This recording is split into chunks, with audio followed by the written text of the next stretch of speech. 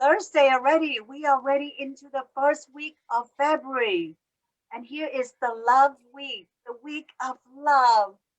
And we've been talking a lot about love. And today I have my friend up here to share with us about self love, how she turns back to herself and take care of herself after something very devastating happened to her. So we're going to kick off the 5 o'clock with the introduction, and we're going to ask Sarah to give a little spiel about who she is and why she's here with me, and then I'm going to give a little bit of background about myself, and then we're going to pass the microphone to Tammey, and Tammey can walk us through her journey of um, what happened to her and how she's using love to move on. Sure, yeah.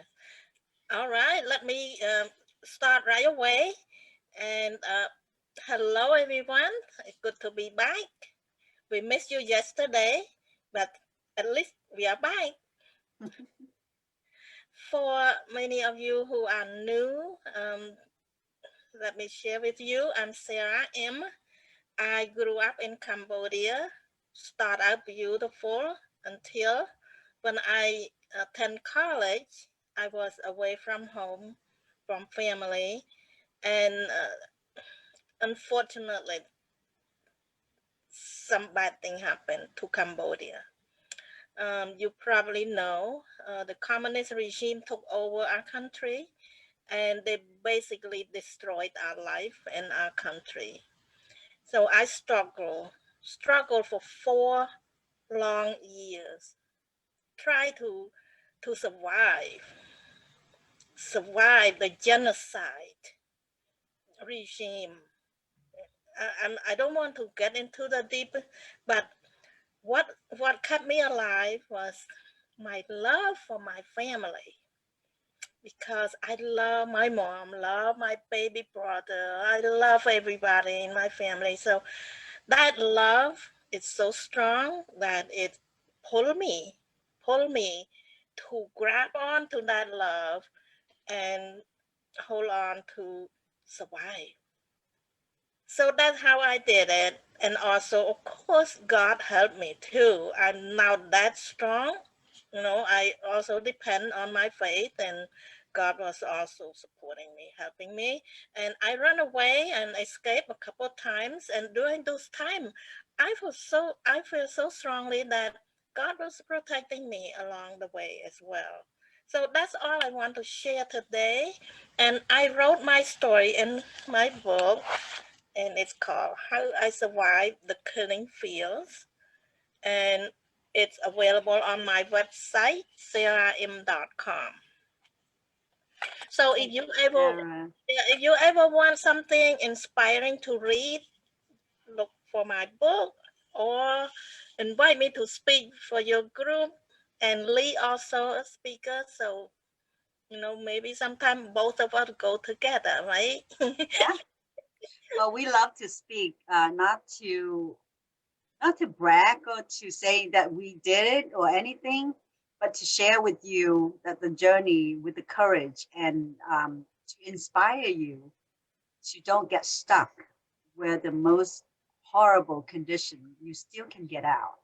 And that's what the reason that we're here, because we want to share with you um, things that we've been through, and we want to encourage you participate into that whatever thing that you're doing, because by participating, that's how you'll be able to get out of it. And my story is a little different than Sarah. I have to say that she was really courageous, escaping the communists on her own. Now, I, on the other hand, I was young. I was uh, 16. Um, Communists took over when I was 12. But when I was 16, my dad actually, his love for his family was the one who took us out of that horrible condition. All my entire family, along with other 495 people that he put in the boats, and we sail out to the sea, not knowing exactly how we're going to survive. And we almost died many times. So his love for us was so great And it pushed me to the point that 40 years later, I have to tell the story to honor his legacy and to honor what sacrifice that he has done for his family. And my mom and my whole entire family thrive because of the love that he gave us. So February is a month of love.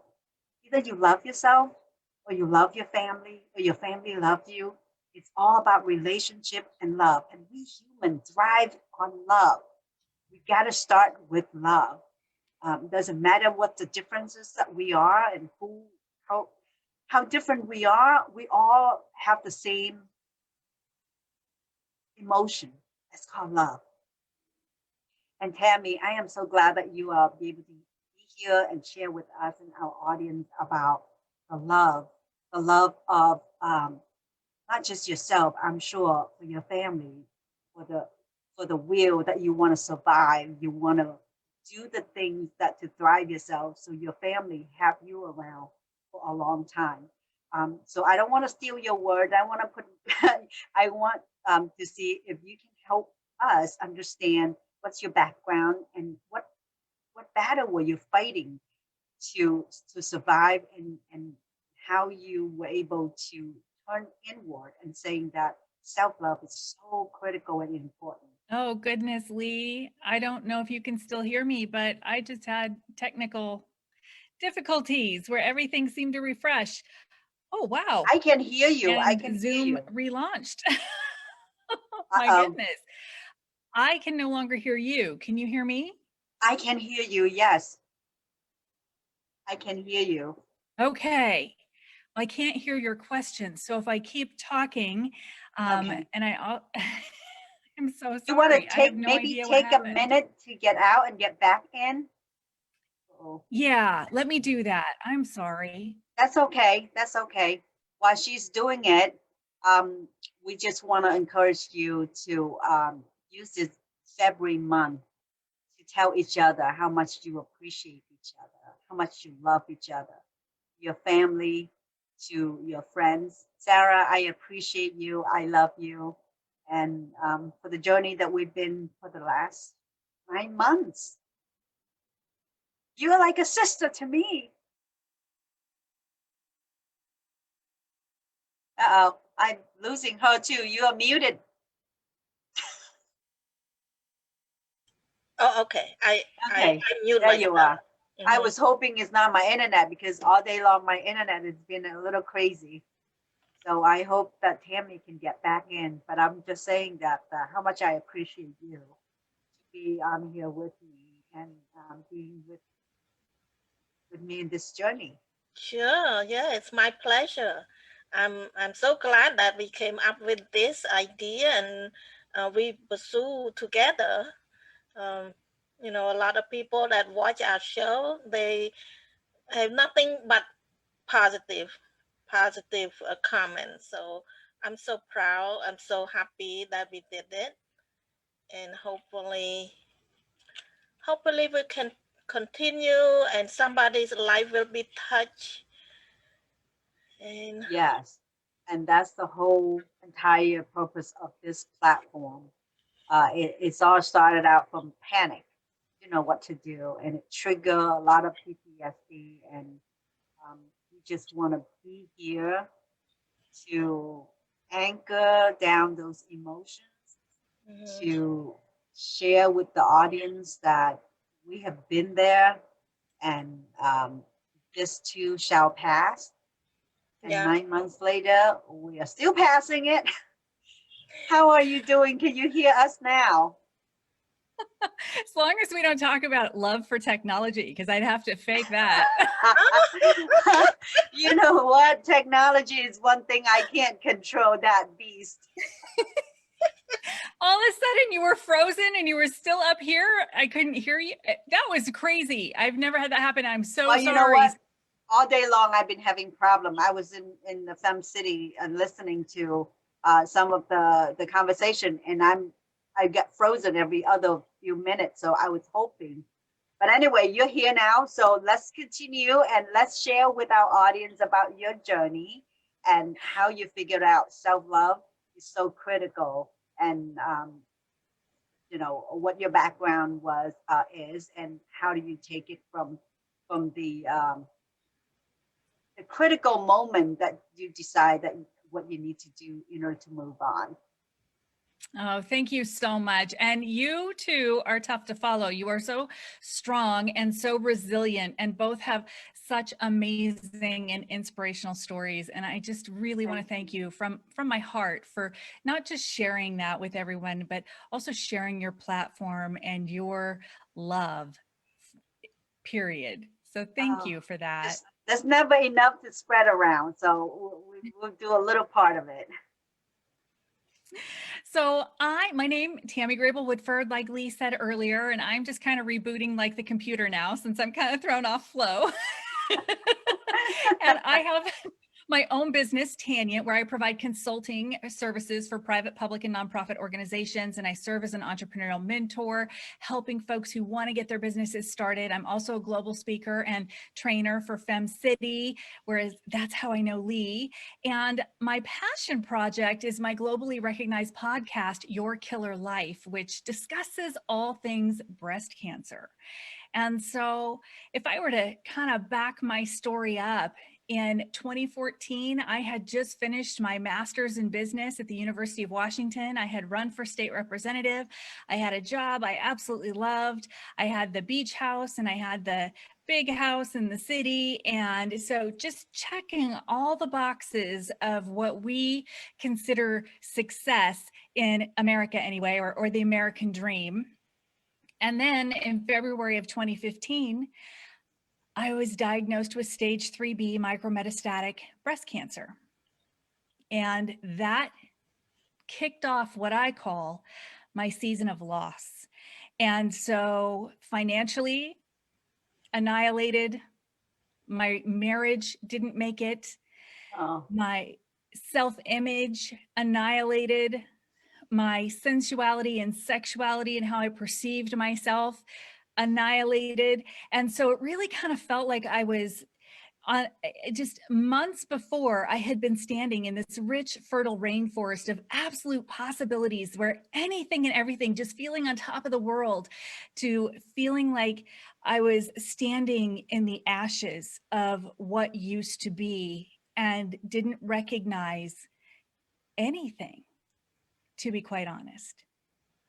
So being stripped bare, stepping back, going into a part-time job, going through divorce, going through body modifications and bilateral mastectomies, and feeling like death is just right behind me, chasing me, because that's all anybody wants to talk about is if you don't do this, you're going to die. And if you don't do that, you're going to die. And so I just didn't even know myself anymore. And I got to the other side of it, and I was able to claw my way back up into an executive position and claw my way back into six figures and back into what I thought was the normal that I was striving for, only to find out that I was absolutely miserable. And the person that I was when I started this journey was not the same person that I had become on the other side of it. And no matter how hard I tried to get back to normal, it was gone. That normal was gone. And thinking about dating and love and relationships, as you can imagine, I tossed some barriers up, because why would I allow someone, and this is kind of a critical thing, why would I allow someone, which you don't get to do, that's not up to me to allow somebody to love me or not, but why would I allow that? Why would I invite someone into a relationship where I don't know if I'm going to be around or how long I'm going to be around? yeah. Why would I love someone if I know that the path we're walking is probably one of loss for them, and I wasn't even sure if I was done with my own loss? So yeah, it's been quite a That journey. really stir up a lot. I mean, it just awakening in so many levels, and it is hard to, when you start putting doubt in every single things you do about how long you're going to be around. And I want to say that you pass over that, all those medical, right? I mean, you look healthy, you look great, and you overcome that battle.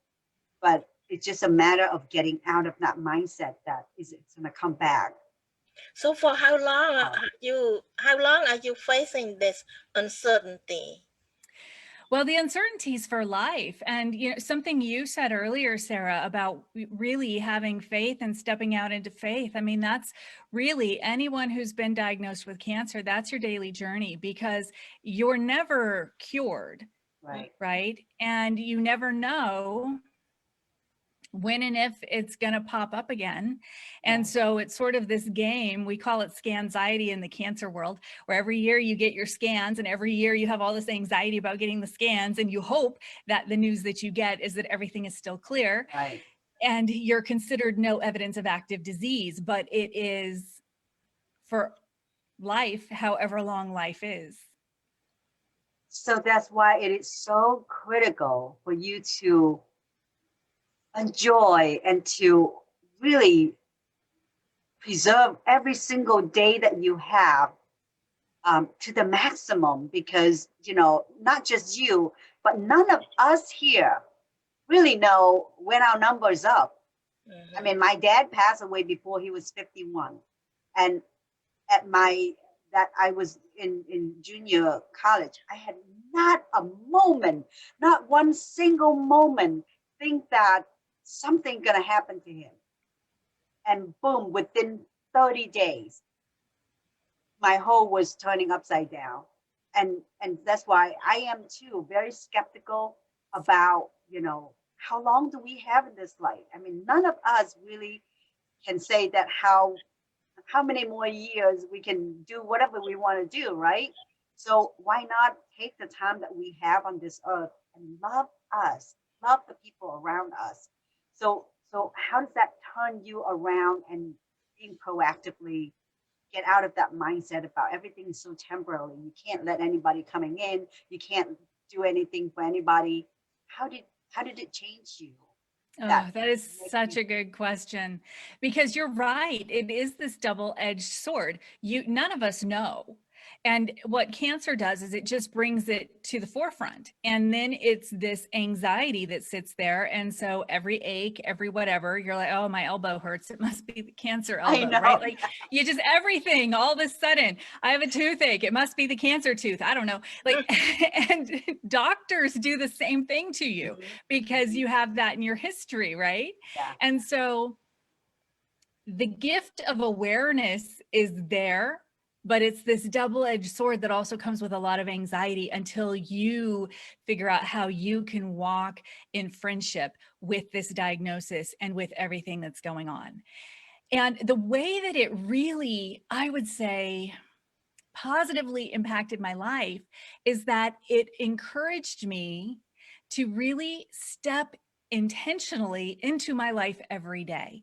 And Yeah. so when I was sitting at this job in this toxic work environment and unhappy and commuting for hours a day, prior me would have toughed it out, or prior me would have just looked for another, place of employment that might have been the same. And yet the new me was like, I Not have over worth it. 20, no, I have over Not worth 25 it. years executive Right. experience. I have my master's in business. I have been Right. networking for those 25 years. Why don't I do this for me and Yeah. step into my life Right. intentionally every day, helping people that I enjoy working with, helping them to find success, to create win-win scenarios. And so it really created that real intention and authenticity in my And you life love then. yourself more Oh yeah. by doing that, because it is actually exactly something that it fulfill you. It's not just going to a job and do it for somebody, but you can control the way you want to do it, who you want to associate with, and exactly how you want to help people. And Yes. I think that is a big form of self-love that people don't understand. Don't settle for other people. And I'm so glad that, yeah, you You're decide so to do that. right. Yeah, and it's not just settling, it's also giving away your power. You're literally placing, and I think that, 2020, for all of its ugliness, it's very interesting. I had a girlfriend of mine who said to me, cancer probably prepared you for the craziness of 2020, and you probably don't even realize it. And it's true, because all of a sudden we had loss and we had change and things were outside of our control. And I don't want to say it didn't impact me, because that would not be true, but Yeah. I navigated that, pretty well. And I think that those lessons also, I was able to positively carry forward into that chaos, and it helped me create more positive things in that world, or in my world, for that year. I think that 2020 is really an eye-opening, a wake-up call for so many of us that who put life Yeah. on hold and doing the thing just to do it, but not having a real purpose. And now that we realize that 450,000 people who die from this Yeah. virus, life is so fragile. I mean, here you see it, here you don't, right? I mean, I had for the longest time, for cancer, many of us back then, somebody who knows somebody who Yeah. knows somebody who has cancer.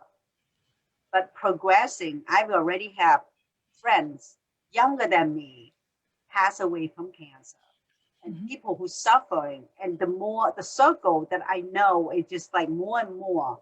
And I don't know, every day, not just you, Tammy, you go to scan, but every year I go to scan, and they say that something that is unreadable, and then you trigger that question. It's like, is it something that I should be worried because everybody's having it seems like. So I think, it's very critical for us to stop, pause, and think about, how are you going to love yourself and live the life that you actually have no regret? I love that, Lee. And it's so true, because how many years did I spend of my life saying, I'll get to this later. I'll get to this trip later. I will get to this life experience later. And I think a lot of us are also, with 2020, feeling the same way. I just today saw tickets to Iceland for an insanely affordable price, right? And I'm thinking, oh my goodness, right? How many of us put things off and don't step into our own intentional self, our own desires, our own wants, and our own power. And worse, we acquiesce, we give that to someone else. And I'm seeing so many people starting their businesses because the finances of this last year are really showing that when it comes to resiliency and it comes to having security, what we used to think of as an entrepreneur as something that is less secure because you don't have a guaranteed paycheck, is actually more secure, because at least you've got a job if you show up with intention. Nobody can fire you. Right. Oh gosh, I remember those days that every time they're talking about, big corporate layoff, and everybody is walking around like ants in their pants. It's like, Yeah. when is that going to be my name? When am I going to get the pink slip? And I don't want to say that we can paint a rosy picture to people. I mean, having a business on your own it takes a lot of work. Yeah. Obviously. Yeah. But if you love it so much, it really feel like work. Yeah, exactly. And it comes down to choices, and for me, most important, security is important, because we know where that falls as far as stress levels for humans. When we don't feel in control, right? That amplifies our stress. In my life, cancer and stress, like, there's a high correlation. So it's something I need to really be aware of and try to mitigate to the best that I can. Right. Which, to your point, being an entrepreneur does not mean that you don't have stress. It's a different kind of stress. Always different. Exactly. But I think, for whatever's worth, you have the control. You can say that I don't have to deal with it. Like, yeah. I just loved last year how you just take off a few days and go to the wood. And, you can't do that if you work for somebody. No. Right? You just take it. What were you in the camping or a trailer or something that you just went to the wood? And I just love it when I saw you writing. It's like, oh, I'm going to be in touch with myself, to write my book. And, it's just like, that's freedom. That It is is. self-love. It is, but you know what? With all of that freedom, sometimes we lack our own self-discipline. So there, so Hey, heck with it. there is that. Discipline came when we feel better, when we're healthy. But when our body needs nurturing, we need Yeah. to give our body Yeah. number one priority. That is so true. And to get back to your theme, because I don't want to get too far. Obviously, my brain is business brain, but You are right on point. oh, good. With love and relationships, and you said it earlier, having that loving relationship with self, and it's not just, it's almost like you can't fill from an empty vessel, right? And so if you're not honoring yourself, if you're not loving yourself, if you can't find that love for yourself, it is going to show in so many different ways. And so my path to dating while going through mastectomies and reconstruction and all of that crazy, and being able to say I love you back instead of thank you, which is where I started. Hey, but it's a start. It's a start. It's a start. That had to do with self-love and self-acceptance. And that was really hard coming out of this. And I don't know how to really explain it. I call mastectomies a bilateral breast amputation. And I do that because that is we put this nice medical term on it that cleans it up a lot and leaves an impression that it's something that it isn't, which is this super simple procedure. And when you're done, you're back to normal. You're not. And so fighting my own confidence and finding my voice and being able to step into it, it's amazing to me that days before I was diagnosed, I was speaking on stage publicly, doing all the stuff I normally do. By the time I got to the end of that element of my cancer walk, I had such bad anxiety that it was hard for me to have a small conversation with a couple of people or go to coffee with a girlfriend, because all of a sudden I didn't know how to talk about anything other than cancer, because that had been my focus for so long. And so it was sort of this re-entry into real life, and then having friends who also didn't quite know how to talk to me because that had been my life, right? And so it was this really weird space. And I had a lot of self-love and work to do to get myself back on track and to feel confident in who I was, love myself again, and start rebuilding that element. And I had to do that before I could love anyone else. I had to walk in friendship with my diagnosis, and I had to love me before I could really love anyone else. And I just so appreciate that, how frankly you are, how vulnerable that you are willing to be in front of our audience and share your experience. And this will help a lot of people. I mean, I know that last year I went to a TEDx talk, and this person I know, her name is Debbie Thompson. She had also breast cancer, and she had a TEDx talk about how to talk to people who has breast cancer, because it is such a hard conversation. You want to be sympathy, but you don't want to, there's just so many things that it's just such a great talk. And it just brings me to that, it's the awareness that people need to understand. You don't want to brush it under the rug, but you also don't want to be like, oh, it's all about sympathy, and so it is a fine line of a conversation, but but the more you talk about it, I think the easier it becomes. Do you find it true? Yeah, part of it, I think, is that as someone who's going through it, you're still finding your language, and then it is repeated trauma over and over again. And so, you've got the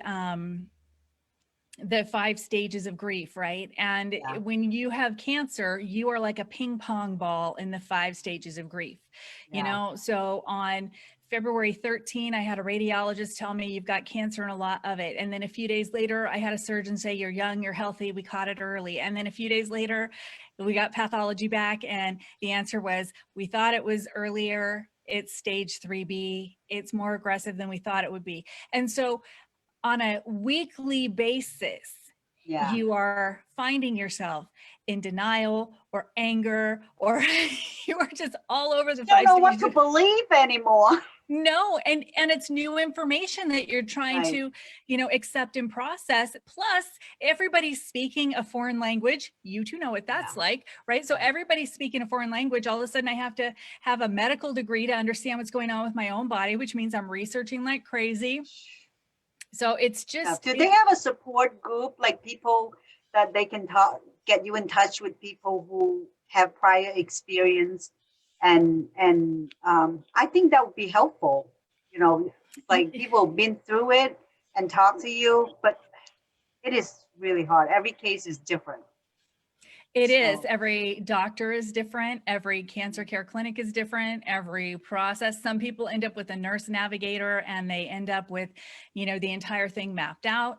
Some people don't. And I didn't. And so I live in a very rural area. So it would have been, I'm a couple hours out of Seattle. So for me to find a group, it yeah. would have been, But and you're busy and you're tired and you're right. so But now I am so glad you're using the Zoom platform and the podcast to actually gather people and have a dialogue about that, Yeah. because that is Yes. so critical to help other women who's facing the same journey, and what to think, or to be hopeful or sad or mad or Exactly. That's a great And idea. oh, thank you. And it has been so good. I have had a couple of different male breast cancer survivors on. I've had women who are younger. So the podcast episode releasing today is a young woman who, something I didn't even think about. I was 43 when I was diagnosed. She was 26. Fertility preservation, right? So, when you go through all of these treatments, you're likely not going to be able to have children. And so how can you preserve, or, Right. what options are available? Something that I hadn't even thought of. And then extending that. So the podcast and the blog, definitely we're going to be out on Clubhouse with the new it in social Yeah. media. Yeah. But we're going to have an after the show conversation on Clubhouse where, as the podcast host, we can have a conversation about whatever it is that we want to talk about, which is going to be great. And really, because people aren't gathering right now because of COVID, making yeah. sure that there still is that connection and interaction, to your point, Lee, Yeah. where we are able to really support each other, love each other, give hope to one another, and be strong with each other. Now, if people want to check you out, Tammey, and want to be on the podcast, or how do they reach out to you? Oh, I love it. You can find me at yourkillerlife.com. And I'm a child of the 80s. So killer was kind of cool when I was a kid. It's like sick, right? My son used to say, that's so sick. It's like, that means cool, Mom. I was like, okay. Right, exactly. And I have been working, I've been working on a book, but I have not been as disciplined as you two, and I haven't gotten that book done, but it's going to be From Killer Diagnosis to a Killer Life. And that is the other reason why it's Your Killer Life. So yourkillerlife.com. The podcast is Your Killer Life, at Your Killer Life on all the socials, whether it's Instagram, Facebook, Twitter, all the places. The only place that's not Your Killer Life is Clubhouse, and that's at Tammey, Tammey. Yeah, But with if you're an E, out on the so. website. Yes, thank you. But this is so good. I am so, so glad that you were able to turn this around and help so many other people to get out of that rut, that really horrible, dark place of not knowing, of uncertainties. So thank you so much for sharing your journey with us, and we wish you the best of luck in your future, and also be done with cancer, and knock it off and kick it to the curbside, and link on with other women and help more women to be openly talk about it. Yeah. Women and men. Thank and, you both. And men. That's much. true. I mean, when we talk about breast cancer, somehow we just targeted more into the women. But yeah, I have heard that men also have that problem. So I don't know how they check mammogram on men, but They can and they do. really. Yeah. Wow, that must be a very difficult task. Yeah. But it's good to know. It's not a funny matters, but I think we just have to laugh about it. Or else life is just too difficult. If not, we're not putting it into humor. But thank you everyone for listening. And Sarah, do you have any question for Tammey? Well, my last question is very simple. Do you gain anything out of your cancer experience? Oh, so many things. It's such a long list. I wouldn't even know where to start. Well, actually, I will. I think that the first thing that popped into my head when I cleared it for a half a second is really just self acceptance and love. So, loving yourself where you are as you are, and to turn off all the noise about what you're being told you should be and you should look like and you should act like. Really embrace your unique, authentic self. That is the best, most lovely and loving self. Yeah. And make the best of yourself why you are able to enjoy it. Because none of us know, what's going to happen to us tomorrow. So with that note, I want to remind our audience, like, love yourself plenty, because if you don't love yourself, there's not enough to give to anybody around you, like Tammey just said. And it's just so, so profound. And thank you so much, Tammey, and we'll catch up. But thank you everyone for listening. I know we went over a little bit, but technology problems, so we're making up for the time lost. But we'll see Yeah, everyone next week. yeah. Good Thank you, night. Tammy.